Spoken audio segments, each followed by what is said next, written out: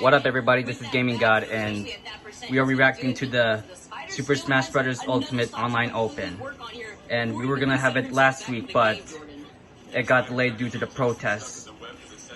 So it got delayed to right now, and we're watching it, and we're gonna enjoy it. I know that.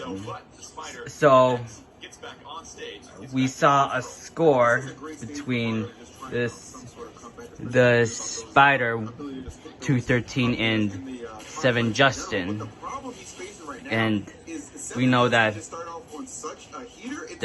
7 Justin scored. Oh, that was cool. So what I was saying that I'm recording it late right now because I was in church. So yeah, I'm really sorry about that.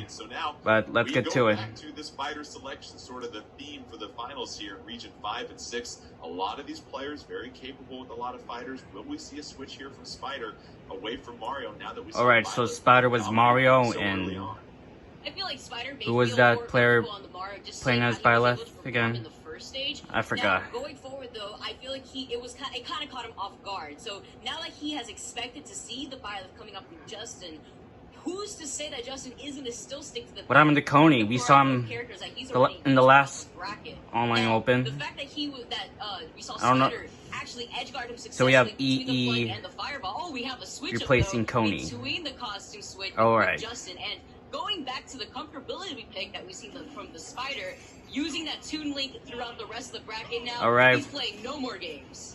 This Thespider213 is playing as Toon Link. Play style between Toon Link and Mario, as you imagine. Oh, absolutely. I mean, Mario, you're all about getting in there, just delivering a lot of damage output with those strong combos. But when you and we're on a tiebreaker, so let's see who's gonna win. About him is his zoning ability, right? You can really frustrate your opponent to the point where they're gonna start trying to rush you down, and those pivotal mistakes can really add up to a lot of damage. And just before you know it, the KO on that stock. Oh, dang. And Vicky, is that what we're looking for? Is Toon Link using all those projectiles, basically everything in the bag, to build up your damage and create those situations where you can rush in and take advantage of any whiffs or any punish opportunities. Absolutely, and specifically keeping Justin off the stage. You know, you're going to have the Spider forcing him pressured by the corner, but also utilizing the projectiles to try to gimp him. I mean, we saw it from Mario. We're definitely going to be seeing it from the Toon Link, but that is to say, if the Spider can even get back to the stage, he manages to hit him out of the attempt at the down air. Saw Justin already a few times trying to get an extra spike, but just like the last stage, this is a similar stage where you're going to have the Spider DI into the stage if he does get hit by that down air, so that way he could tech.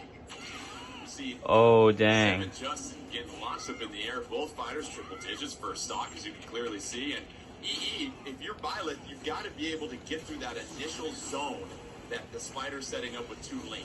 Use your longer hitboxes in that. Okay, I need to put some pressure on the take the live chat off the screen because I really can't see the rest of the fighting. Be patient in these situations. Like, again, this is not a character that just allows you to just walk up and fight for free. You really gotta and the subtitles also.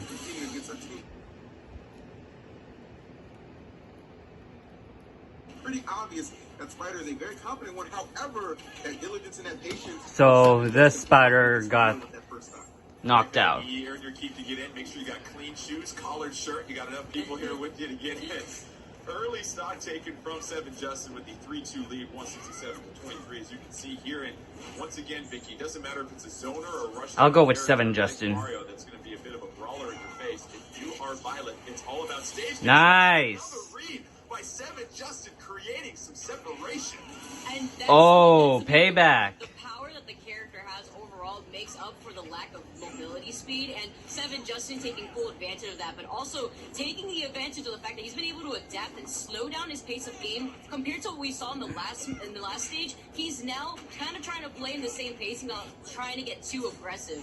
Though he does have Spider by the ledge at the disadvantage and a whole stock lead, it's going to be a little difficult for Spider to try to readapt. Yeah, Seven Justin using that neutral air to really create some opportunities to build up some combos, get Toon Link off the side of the map, and then try to make some correct reads. And Toon Link has to connect on so many different hits, whereas Violet, if you sleep once, you might get KO'd. Yeah, I'm telling you, Violet is so deceptively good in the fact that her speed might be a little bit of a disadvantage, but no, it's the power behind the hits that really kind of makes up for it, and that is what the Spider is experiencing. Oh! Dang, man. There it is, delivered in effect.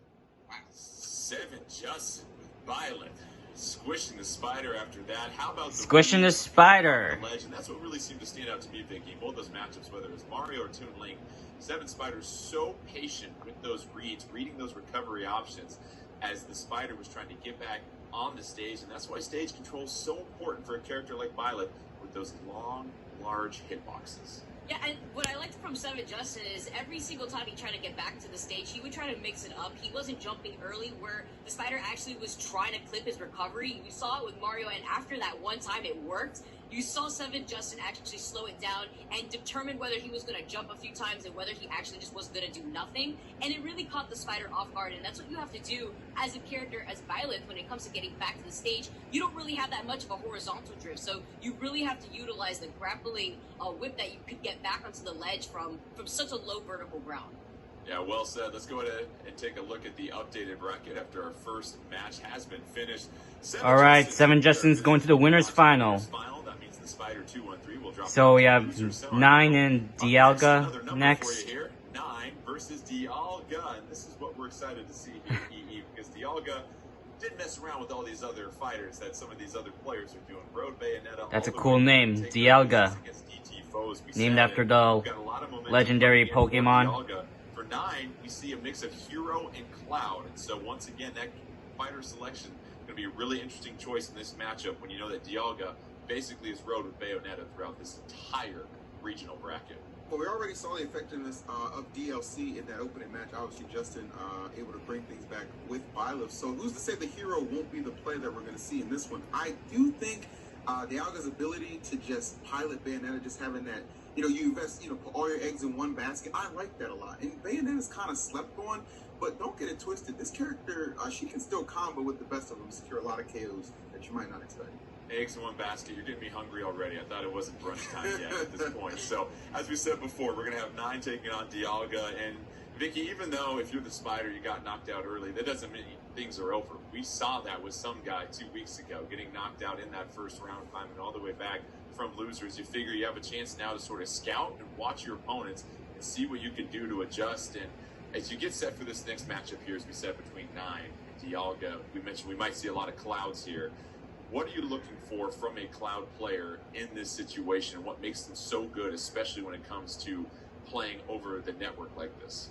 Well, as EE actually mentioned, when it comes to Bayonetta, she does like to linger a lot in the air to keep you trapped within her wish twist. But when it comes to Cloud, he likes to see you at that disadvantage. Now he's going to be able to utilize the Buster Sword and the gigantic hitbox as it is to keep you juggled up in the air. So if we are going to be seeing the Bayonetta that we've been seeing from Dialga throughout the bracket, and we're going to see the Cloud coming out from 9, I would definitely be wary to when to go up in the air like so that. 9 and Dialga are going to play as you're going to find yourself taking a lot Cloud of and Bayonetta. Into the disadvantage. In EE, we saw a real shift in the strengths and weaknesses of Bayonetta in Super Smash Bros. Ultimate. What stands out to you about her kit in this particular Super Smash Bros. Ultimate game? Well, I think that one of the main things is what she can really get off when she does have you in the air, because as Vicky said, she likes to hover in the air. Well, usually she likes to take you with her. However, in this iteration of Smash, it doesn't necessarily result in a stock loss, so that's something that a lot of people have appreciated.